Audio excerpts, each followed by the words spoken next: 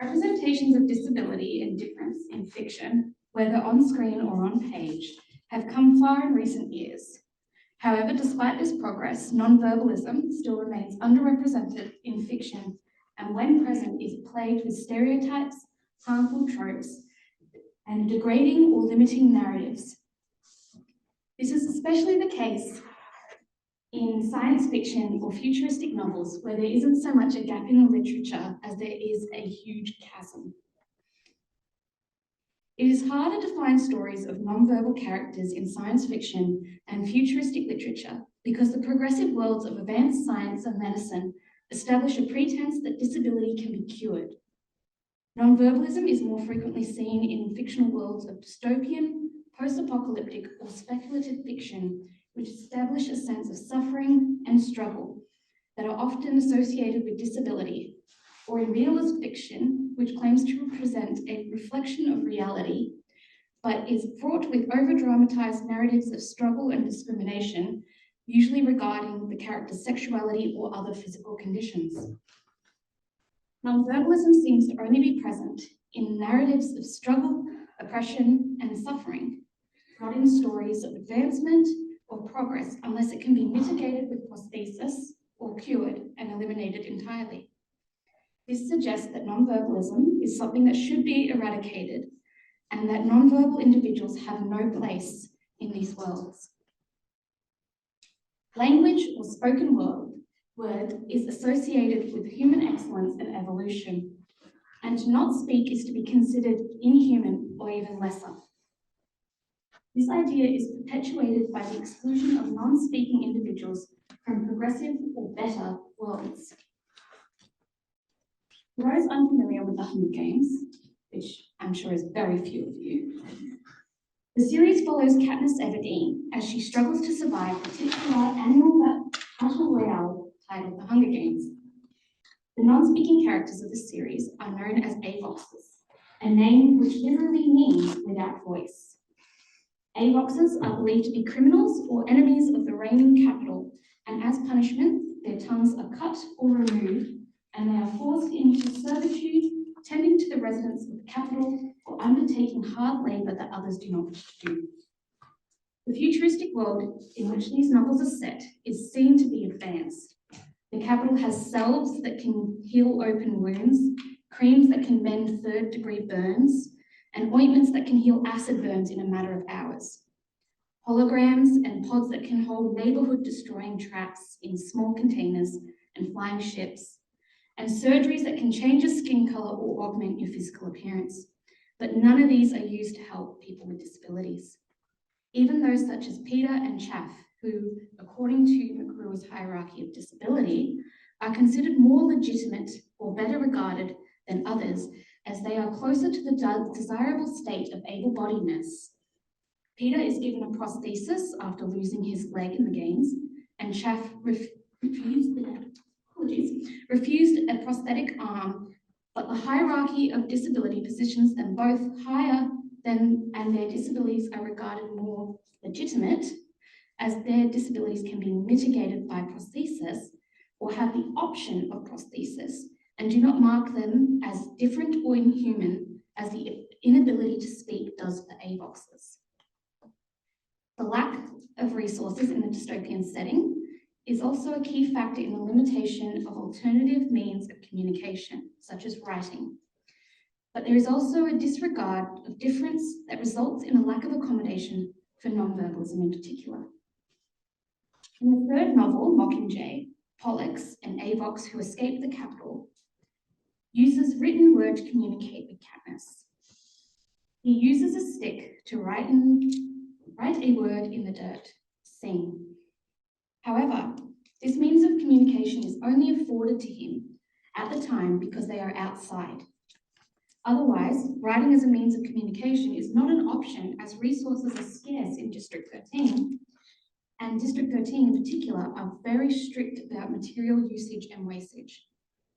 The fact that they are aware of Pollux's limitations and make no exception for him or offer any other means of communication suggests that he is unimportant and that nonverbal means of communication are not valid or worth the resources. The fictional world of Panem offers glimpses of technological and medical advancements. However, there are no resources or technologies or any options for alternative means of communication offered to Pollux or the other Avoxes, even in 13, where they are free from the oppression of the capital. All Rights Reserved focuses on the character of Speth, a terrible name, I know, as she navigates a world where the use of language or gesture is copyrighted and must be paid for. In light of this, when Speth comes of age and is to start paying for spoken word and gestures, she chooses to be electively silent, and her silence is seen as rebellion. The character is electively nonverbal, not disabled. But there is no reference to any disabled characters in this series. No discussion of how a person who could not speak or any other disabled individuals would navigate such a world. There are technological advancements in the form of cuffs. Bands permanently fixed to a wearer's arm that charges them for any words or gestures they use. The cuff's main purpose was to record everything that they say and did so that they can pay the rights holders their fees.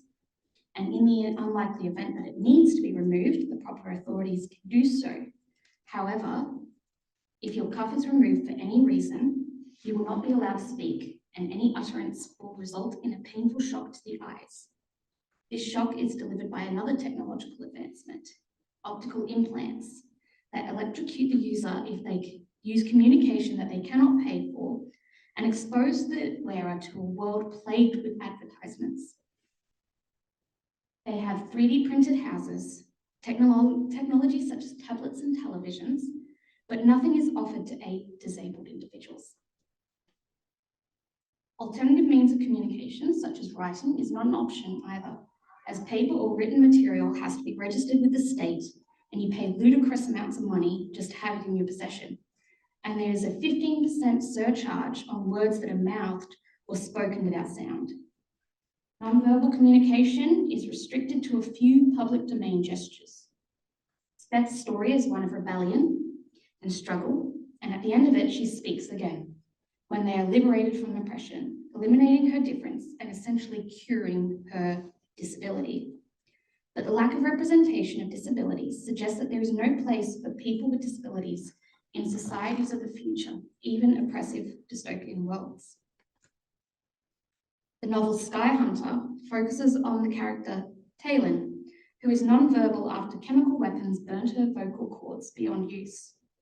But her nonverbalism is an advantage in their world, as it is plagued by creatures called ghosts that hunt by sound. Even so, her disabled silence sets her apart from other soldiers, called strikers, who are electively silent and choose not to speak even though they are able to. The post-apocalyptic setting sets them back in terms of technological advancements, and the characters are seen to be living among the ruins of the early ones, what is our society. Despite this, the enemy, the Karenza Foundation, shows advancements in society as they have access to biochemical weapons, such as the poison gas that left Talon unable to speak, and the dark poison they use to turn humans into the inhuman monstrous war beasts they call ghosts. Strikers are an elite group of soldiers sent to fight off these ghosts and keep their city, Mara, safe. They are admired for their courage and their ability to remain silent so that they aren't killed by the ghosts. But Talon doesn't get the same respect because she isn't electively silent, and her disability, despite it being useful for her survival, and her proving herself to be brave enough to risk her life for others, makes her lesser in the eyes of those around her, once again highlighting McGruer's hierarchy of disability. While there isn't much in the way of technological advancements after the downfall of civilizations many decades before, there are signs of experimental and scientific advancement, yet there is still no place for people with disabilities, even nonverbalism, in these worlds, even when it is an advantage. Disability in science fiction and futuristic novels is only ever seen if it is a physical disability, if it can be mitigated by prosthesis, or if it can be cured or fixed and eradicated entirely. Where present, The disability hierarchy prioritizes those with visibly noticeable disabilities, those who can be treated or cured, and disregards and dehumanizes other disabilities, especially nonverbalism.